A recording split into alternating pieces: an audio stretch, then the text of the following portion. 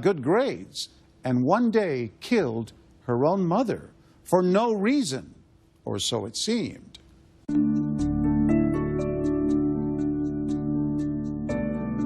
Teen romances, anxiety over tests, band practice. There's an all-American feel to Marjorie Stoneman Douglas High in South Florida. And 17-year-old Jacqueline Reynolds, known as Nikki, seemed to fit right in. A junior, she'd been on the honor roll and sang in the school choir. But all that changed forever on May 14th, 1997, with a 911 call that Nikki made from her home in Coral Springs. You just killed my mother. You just killed your mother? Yes, I did. How did you do that? Stabbed her repeatedly. Where's the knife now? The knife is in the sink. But you're going to know I killed her. There's blood over her and all over the floor and everything. The chilling news stunned Nikki's classmates here at Douglas High. The Nikki Reynolds they knew was charming, friendly, outgoing. Did she stab her mother to death in a momentary act of insanity? Or was it cold-blooded murder? As investigators gathered details about Nikki's life before the killing, they began to focus on her troubled relationship with a young man named Carlos Infante. What was Carlos like? He wanted me to focus on him, and I did. Nikki Reynolds had never given a television interview until she spoke with us about the murder and about her infatuation with Carlos Infante. He would explain to me, that my parents were against him and that I should listen to him because he loves me and he's the one that's going to be with me forever anyway, so I believed what he had to say. Her parents, Robert and Billie Jean Reynolds, disapproved of Carlos. He was a poor student, they told her, and didn't share their Christian fundamentalist beliefs. I pretty much dropped my friendship with my parents for him. What were your parents like? Loving, provided everything for me, wanted the best for me. And your mother? She was my best friend.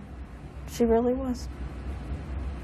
And my dad, he was like my buddy. Nikki's parents got her involved in choir at their church, Coral Baptist, hoping that would be a positive influence. But it was clear the relationship with Carlos was transforming Nikki's life for the worse. In her junior year, her grades plummeted. She often skipped classes.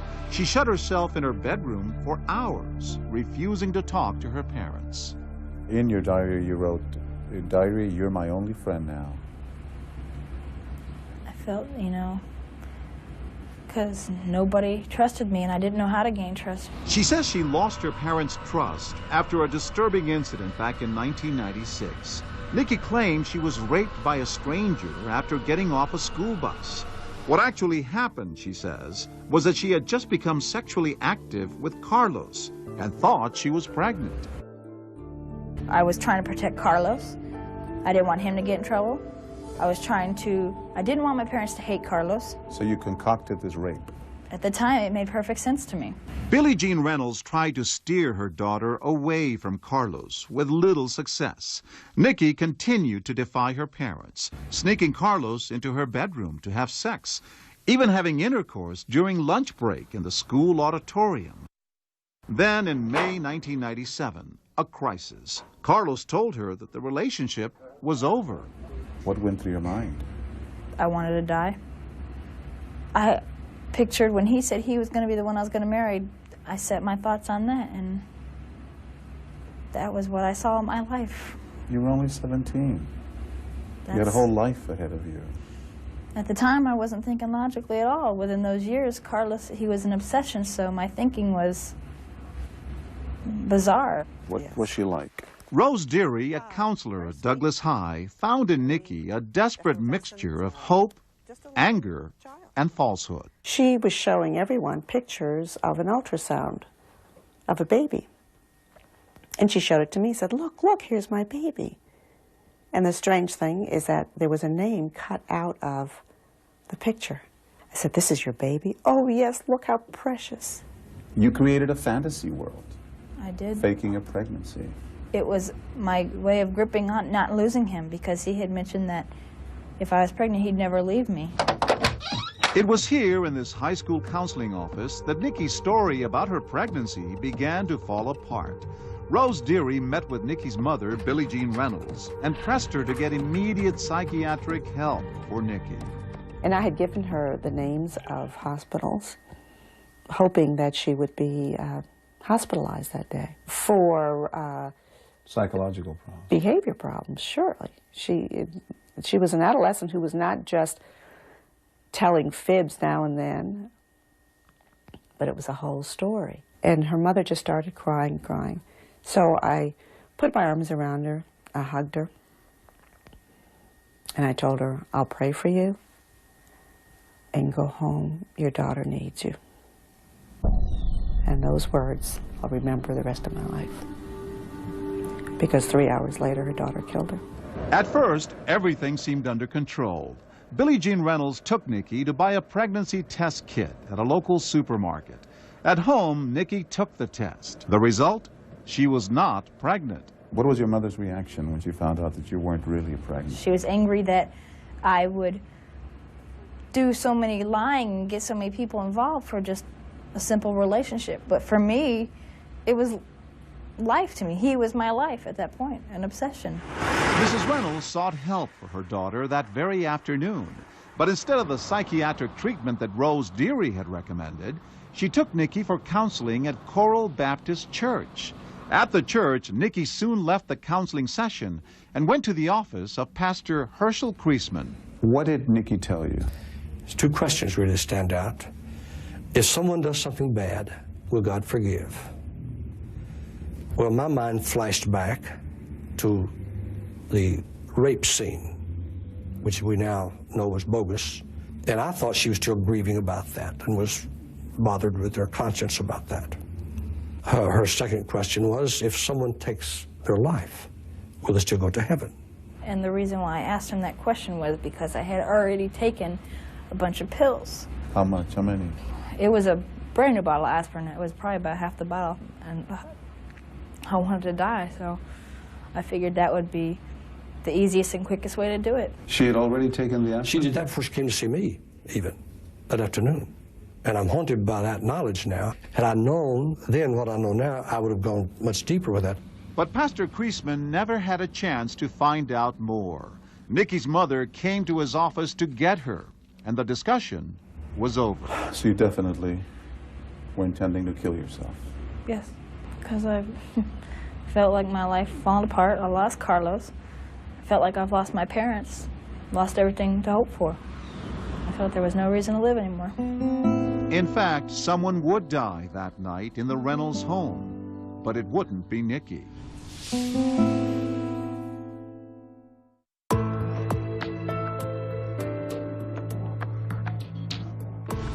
17-year-old Nikki Reynolds is feeling desperate. After falsely claiming to be pregnant, her boyfriend has broken up with her, and her mother has taken her to counseling at their church.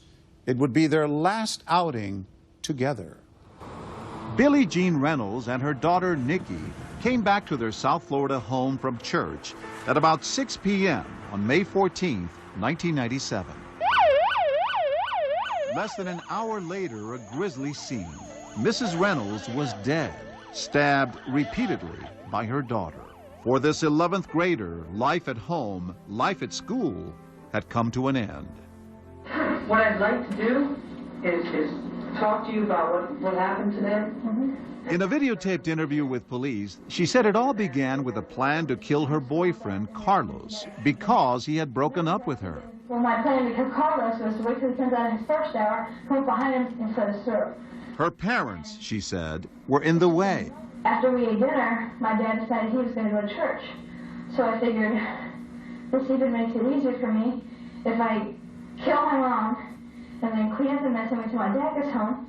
Then I'll kill him, and then I'll drive to school tomorrow, and then I'll kill Carlos. Well, But after brutally stabbing her mother, Nikki told police she couldn't face any more killing. She was indicted for homicide, to be tried as an adult. The prosecutor, Broward County State's Attorney, Deborah Zimmett. The charge was murder one. Correct. What does that mean? That she premeditated the murder of her mother and meant to bring about the death of her mother. But the defense argued that Nikki Reynolds was not a murderer at all. Why not? Well, according to the defense, Nikki was not guilty by reason of insanity. Her attorney, Wayne Corey. Well, I think she's a young, mentally ill woman, and I don't think she has the same viewpoint of normal persons who would never conceive of picking up a knife and using it toward their parent. The story reads like one of the tragic plays of ancient Greece. A young woman, abandoned by her lover, strikes out viciously against her own mother. How do you make sense of such a senseless act? At Nikki's trial, the jurors could not reach a verdict on her guilt or innocence. They were hopelessly deadlocked. A second trial with a new jury began in November 1999. She's aware of what she's doing. The first prosecution witness was Nikki's father, Robert Reynolds. Could you describe what she's wearing? Reynolds told the jury the family dinner was tense the evening of May 14th, but that his daughter appeared to be acting normally. If at all, The prosecution then called Nikki's ex-boyfriend, Carlos Infante, to the stand. We were just fighting about different things and I couldn't take it anymore.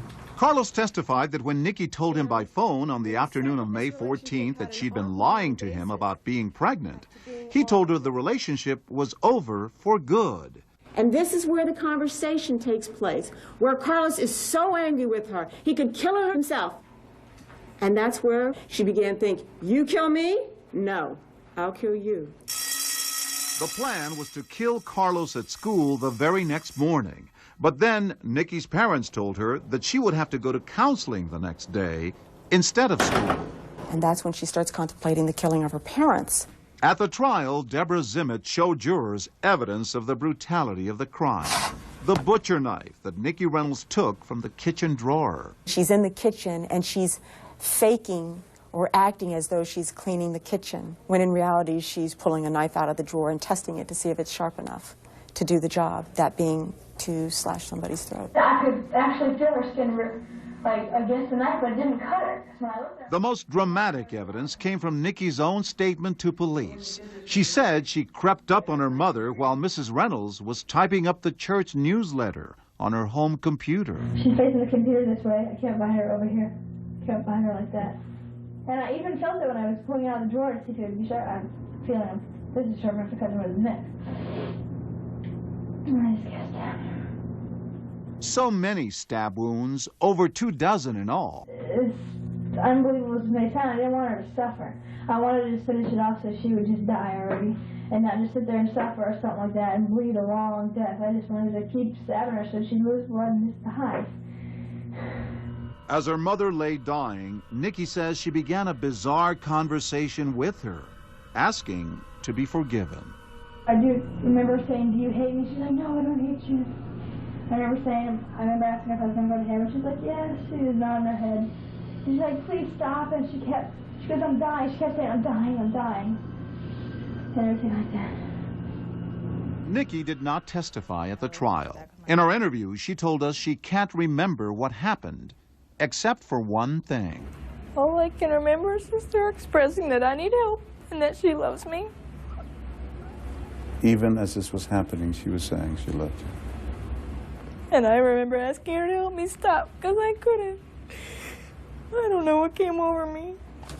But the defense did have an explanation for what came over Nikki Reynolds, and a lineup of witnesses they hoped would sway the jury toward a verdict of not guilty by reason of insanity.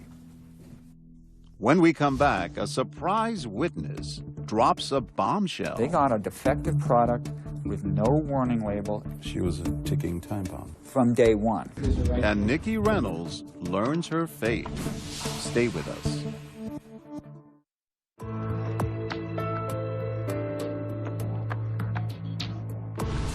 Nikki Reynolds has confessed to stabbing her mother. Her defense team is pleading insanity, and they're about to reveal a secret that may explain why Nikki killed the woman who loved and raised her. How could Nikki so brutally stab her mother to death? Had she been legally insane during the killing? That was the claim from her defense attorney, Wayne Corey. I have always questioned whether Nikki meaningfully understood the consequences of her actions and whether she meaningfully understood the wrongfulness of it. Corey brought in noted forensic psychiatrist William Vickery, who pored through records of the case. Vickery examined Nikki 4 times and began to assemble a psychological portrait of the teenager. She seemed to not only have a major depression, but she had what we call a borderline personality disorder.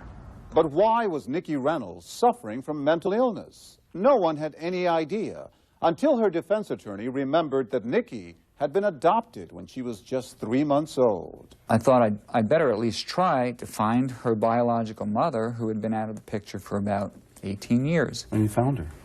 The court granted my motion to have her identity revealed. And that led to a witness that would be a potential bombshell in the trial of Nikki Reynolds. Do you acknowledge being the biological mother of the defendant in this case, Jacqueline Nicole Reynolds? Yes, I am. Katrina Ramos, pictured here in her high school yearbook, had given birth to Nikki as a single mother at the age of 19. She said she had never wanted to get pregnant and didn't have the money for an abortion. I would fall down the stairs. Intentionally? Yes. You were trying to self-abort? Yeah. Sometimes I would get upset and I would just start punching myself in the stomach. Punching yourself? Yeah. Dr. Vickery found a history of mental illness in Katrina Ramos beginning in her teen years. There's a strong, consistent, clear history of a mood disorder, depression, and this borderline personality disorder type of behavior.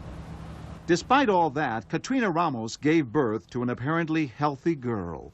She told adoption authorities nothing about her efforts to self-abort, nothing about her history of depression, or her abuse of drugs and alcohol during the pregnancy. She hid all those things from the adoption agency, who could not turn around and indicate to the Reynolds, the baby we're handing to you may well in future suffer from this. They don't know what they have on their hands. They got a defective product with no warning label. She was a ticking time bomb. From day one. The crux of the defense case was that Nikki inherited from her mother a genetic predisposition for mental illness. The power of this illness genetically, which Nikki has, completely overwhelmed all the love that Billie Jean and the father gave her, and all the advantages that she had, and all the support and nurturing. All of that wasn't enough to keep Nikki from disintegrating. Prosecution psychologist Dr. Michael Brannon said Nikki was not insane under the law because she knew right from wrong. In this case, you have an individual who clearly showed her ability to discriminate wrongfulness by looking at the situation, thinking about it, and even testing ahead of time the knife to see whether or not it was sharp enough.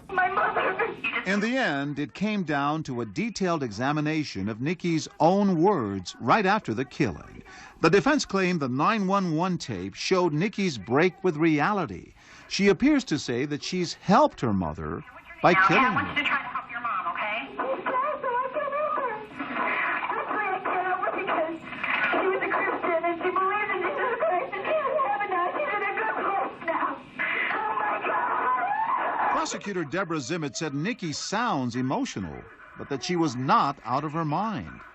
I think she was in touch with reality even during that homicide, and I think that she remained in touch with reality at the time she made the 911 call. The operator on the phone was like, well, please, can you check him out for me? I'm like, she's dead. Nikki never took the stand to explain why she killed her mother, but she told us she's certain it was an act of insanity. The person could have asked me seconds before it happened, would you ever do something like this? And I'd look at them like they were crazy. No, because I believed something was wrong that day.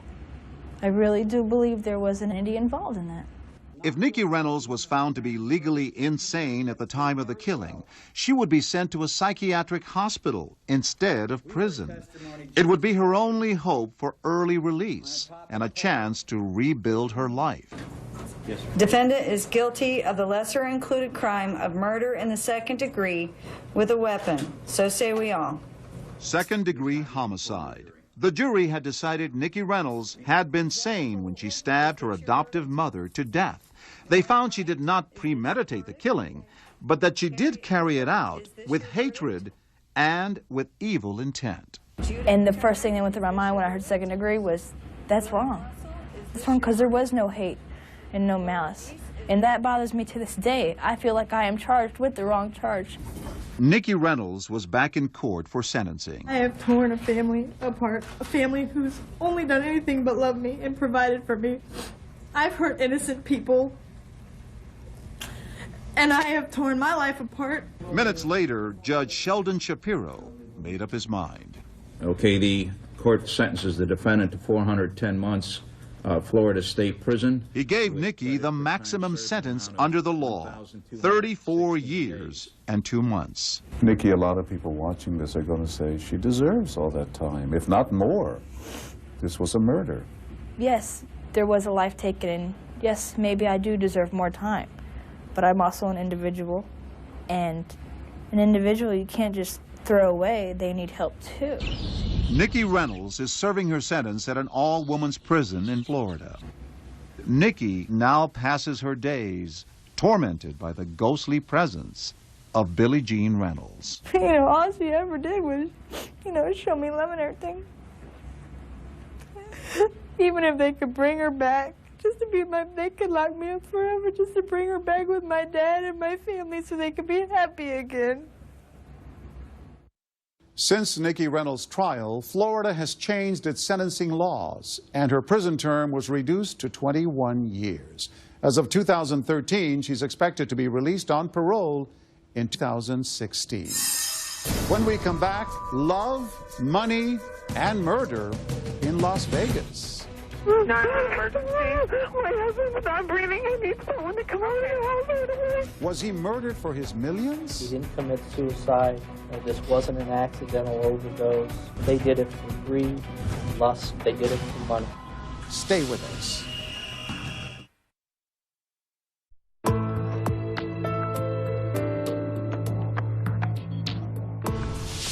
Our next story is set in Las Vegas, where a millionaire falls for a topless dancer 30 years his junior and then turns up dead. But as John Miller first reported in 1999, it wasn't as simple as it might seem.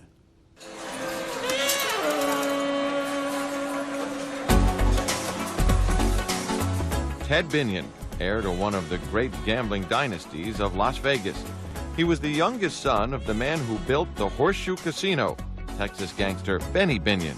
There's a statue of Benny outside the casino now. And for a few years, his son Ted ran the place. And although Ted became wildly rich, a fortune estimated at $55 million, he also became a heroin addict. And only months after casino regulators stripped him of his right to run the Horseshoe, Ted Binion was found dead here at his million-dollar home. Non-emergency. My husband's not breathing. I need someone to come out of the house right away. This is the woman who made that phone call, and she wasn't then, and never has been, married to Ted Binion. In fact, Sandra Murphy met Binion while dancing for him topless at this Las Vegas strip joint. They had been living together for more than 3 years. When I interviewed her, it was the first time she'd spoken on the record with any reporter about her involvement with Ted Binion. You were living with Ted Binion for 3 years. Did you love him? Of course I did. He was my man. Do you miss him? Very much. But according to friends, those tears belied reality. Ted Binion, they said, was about to end his relationship with Sandy. And chillingly, a day before his body was found, he had told his attorney to cut Sandra Murphy out of his will, a will that had given her the Binion mansion and $300,000. They found Teddy Binion in the den, lying on a mattress with an empty bottle of Xanax near the body. At first, homicide detectives like Wayne Peterson attributed Binion's death to an overdose of the drug Xanax and to Binion's years-long heroin addiction. But what police at that time didn't know was that Sandra Murphy was seeing another man. This man, a man named Rick Tabish, who had called himself a friend of Ted Binion's. And when did Rick Tabish show up at the Binion house? The very day he died. But I just came to pay my respects and find out what happened to him. He's a friend of mine. Okay, thank you. Appreciate it. But the Binion family didn't believe Rick Tabish was a friend, and Binion's sister Becky had no doubt Ted's death was murder, and no doubt about who was responsible. Based on what you know now, do you think Sandy Murphy killed your brother? Based on what I know now, I think Sandy Murphy and Rick Tabish murdered my brother. For the money? For his money. Part of the reason Becky Binion is so convinced is this: $6 million worth of silver ingots and silver coins. That's what police say they caught Rick Tabish and some friends of his trying to steal 2 days after Binion's body was found. Binion had buried his treasure in the desert 60 miles away from Las Vegas, and Rick Tabish was one of a handful of people who knew where it was. Why? Because Ted Binion hired Tabish to build this secret vault here. When the police confronted them and said, what are you doing here? What are you digging up? What did they say? Mr. Tabish said they're removing cement. When police didn't immediately charge Tabish and Murphy with homicide, the Binion family hired private detective Tom Dillard to investigate. He spent 6 months building a case that Sandra Murphy and Rick Tabish were lovers, and that Ted's death was no accident. 6 months later, the state of Nevada agreed. He was murdered for lust, for greed. Clark County prosecutor David Roger began his first-degree murder case against Sandy Murphy and Rick Tabish 18 months after Ted Binion's body was found. Murphy was also charged with theft, stealing $20,000 from Binion, and Tabish was charged as her accomplice. It's not murder. This case is about money. Defense attorney John Mamet means the Binion money. Money he says that went to buy an investigation to prove that a loved one was murdered when he was really a tired, depressed heroin addict. What you're saying is that the Binions didn't like the outcome of the police investigation, so they bought their own murder investigation? They didn't like the outcome of it. They conducted their own investigation, got their own expert, and said, here, now state of Nevada, do something about it. And the DA's office here did something about it. The true fact is, Sandy Murphy did not kill Ted Binion. How would you characterize this trial compared to all other cases? That's a trial of a lifetime. He didn't commit suicide. This wasn't an accidental overdose. They did it for greed. They did it for lust. They did it for money. This man was introduced as a childhood friend of Tabish's, a man named Kurt Gratzer. Rick had me go over scenarios with him in which I'd be shooting this man in the head with one of his handguns, one of his loaded handguns. Defense attorney Louis Palazzo argued the friend's story was too bizarre to be believed. And Mr. Tabish was going to pay you $100,000 and upwards to $3 million to kill this person because this person would not pay Mr. Tabish $13,000. Is that your testimony for the jury? Partly, yes. As for Sandra Murphy, prosecutors found not one, but 2 witnesses who said she had predicted Ted Binion's death of an overdose just a week before he died.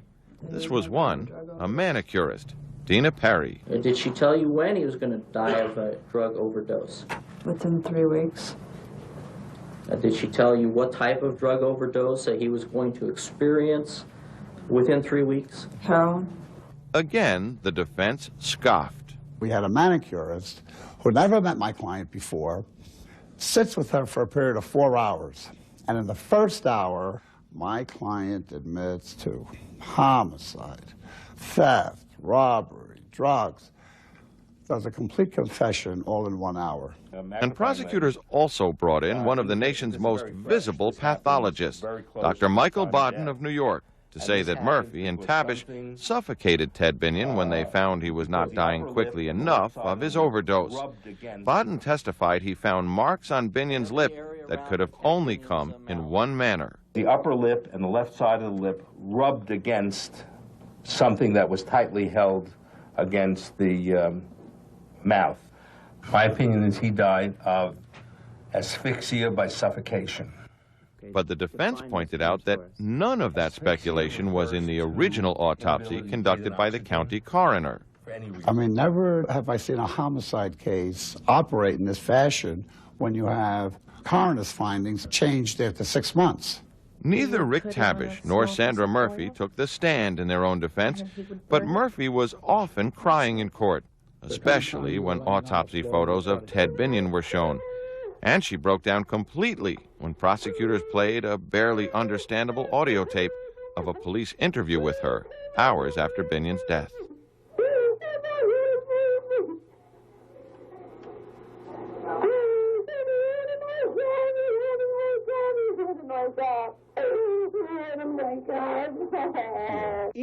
When the case was finally ended, the judge, a born and bred New Yorker named Joseph Bonaventure, NRS 453.333 provides took 38 minutes to race through 71 pages of jury instruction, a long and complex and difficult case.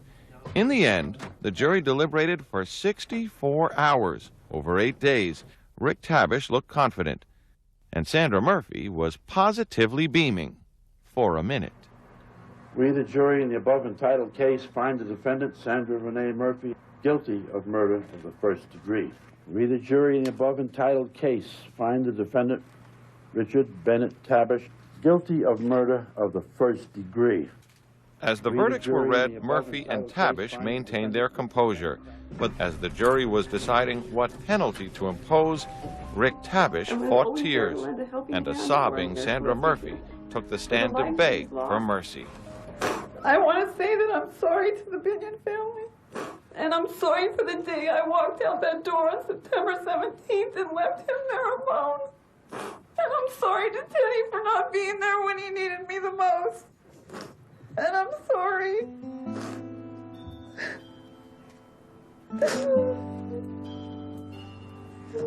The convictions of Sandra Murphy and Rick Tabish were later overturned on a technicality. They were retried and both acquitted of Ted Binion's murder. However, they were convicted on charges related to the attempted theft of millions of dollars in silver and sentenced to 1 to 5 years in prison. Both have served out their sentences and say they will continue to fight to clear their names. Coming up next, everybody seemed to know him. You need a lawyer, make the right choice. I'm Larry McNabney. Call me. But no one really knew much about her. Cold, calculating, devoid of a heart. A black widow, perhaps? Would his love for her cost him his life? Stay with us.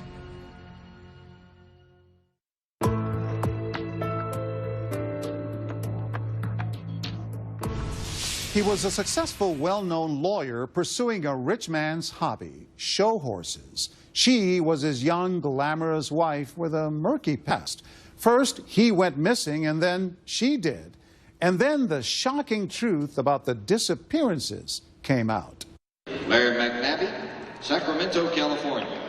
Larry McNabney was the kind of guy who made himself noticed everywhere he went. I first met Larry at a horse show in Ukiah, California. Right off the bat, just a person that you singled out. If it was cloudy, he could make it bright. All he had to do was smile and just laugh. So it astonished just about everyone when this rich, gregarious man about town left a horse show and simply vanished. It was all the more surprising since he seemed to have the kind of life that no one would want to run away from, including a young, stunning wife and 3 loving children. Tavia is his second oldest. It's a very bright individual, an attorney that was absolutely mesmerizing for me to watch. Very loving. If you need a lawyer, make the right choice. I'm Larry McNabney. Call me. Advertising was key to Larry's success as a personal injury lawyer. These ads not only attracted numerous clients, but also Elisa, his 5th wife. She was considerably younger than he was at that time. She was a very interesting, social, charismatic woman. 2 years after getting married, they moved from Reno to Sacramento, where Elisa introduced Larry to the glamorous world of show horses. But the first sign there was something sinister at work in the life of Larry McNabney came at the National Horse Championships. It was also the last time Larry was seen by his friends. Witnesses said that on September 10th, Larry was performing in the halter class competition, and he just wasn't performing up to his usual routine. Sheriff Baxter Dunn would eventually be called in to investigate what happened to Larry McNabney. He was making mistakes that a guy of his stature in horse shows wouldn't make. And that evening, he went up to his room, said he wasn't feeling well. The next day, vendors at the show saw Larry's wife, Elisa, taking Larry away in a wheelchair to their trailer.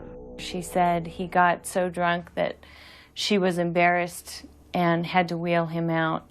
Larry was known as a heavy drinker who had been in and out of rehab over the years. So when Elisa told some friends in private that Larry was back in rehab, it made sense. But to others, Elisa seemed less than forthcoming about his whereabouts. That he was in Reno or Vegas, just partying. She also said that he had had a stroke. Friends and family knew there was something Elisa was hiding about Larry's disappearance. We were thinking that maybe they had separated and she just wasn't telling us yet. Eventually, office employees concerned about Larry's prolonged absence called police. But when they tried to interview Elisa about her husband, she was never home. They were always trying to locate her, but she was always around the country, I guess what I would call jet setting. Then the disappearance of Larry McNabney took an even more bizarre and sinister turn. On January 11th, his wife Elisa also went missing, last seen driving away from the McNabney home in a red Jaguar. Now police were investigating 2 missing persons and had no clues as to what happened to either one of them. And friends say no one, not even Larry, knew enough about Elisa's past to help police bring her into focus. Larry had indicated early on that she just didn't check out. I said, "Aren't you concerned about this?" And he would say, I've got everything under control. But was that really true? Even before they got married, Elisa was accused of stealing $1 million from Larry's clients, for which Larry was held accountable. But somehow Larry didn't blame her. He was obsessed with her for whatever reason. He knew what she had done. And he knew that he would constantly have to worry about her, that he couldn't trust her, but he wanted to be with her. With family and friends unable to help in the investigation, police were stymied. Then, about a month after Elisa disappeared, the break in the case that everyone most feared. Police found Larry McNabney. In a vineyard in Northern California, farm workers discovered his body. The body was buried 24 inches deep with one leg protruding from the very shallow grave that obviously had been mauled by wildlife. With the disappearance of Larry McNabney now a murder investigation, police quickly discovered his horse trailer. Inside, they found all of his still missing wife Elisa's belongings, including documents that would lead investigators to Elisa's past and would transform her from a potential second victim into the primary suspect. Found out from the Florida authorities that she's used 38 different aliases. Elisa McNabney, alias Elizabeth Barish, alias Shane Ivaroni, was first arrested in 1988 and has spent numerous times in jail for stolen property and grand theft. Her arrest followed a pattern of fleecing unsuspecting men of their money. But was she capable of murder? How would you describe Elisa? Cold, calculating, devoid of a heart. A black widow, perhaps? There's no question that Elisa wanted to sever the relationships with people that could keep an eye on Larry. But Elisa did encourage relationships with people in the world of show horses. Ironically, it was here that Elisa made the slip-up that gave police the break they needed. When an autopsy discovered Larry had been killed with a horse tranquilizer, ace-promazine, the McNabney's friend, Evan Reese, told police of a chilling conversation he had with Elisa more than a year ago. We were at a horse show, and she said, "Could you kill somebody with this?" And I said, "You mean a horse?" She says, "No, a person." But why would Elisa murder a man who seemed so willing to give her anything she wanted? Larry's daughter believes Elisa just wanted the money, and the man got in the way. How can money be worth causing someone this much pain? I don't understand it. On March 18th, the Black Widow, surrounded by police, surrendered, saying, "I'm the one you're looking for." The very next day, Elisa confessed. She also admitted she had an accomplice, her best friend and co-worker at Larry's law office, Sarah Dutra. In Elisa's 3-page confession, she admits that she and Sarah fed Larry the horse tranquilizer and then drove him into the mountains. It's at that point that Elise McNabney says that they tried to bury him, but he was still alive. It wasn't until they returned home that night, continuing to feed him the tranquilizer, that Larry died. They loaded him into the refrigerator. He remained in the refrigerator for about 3 months. During that time, Elisa coldly sold off everything she could, raising $500,000. Then she says she tried to do right by the husband she murdered. Elise McNabney told investigators in Florida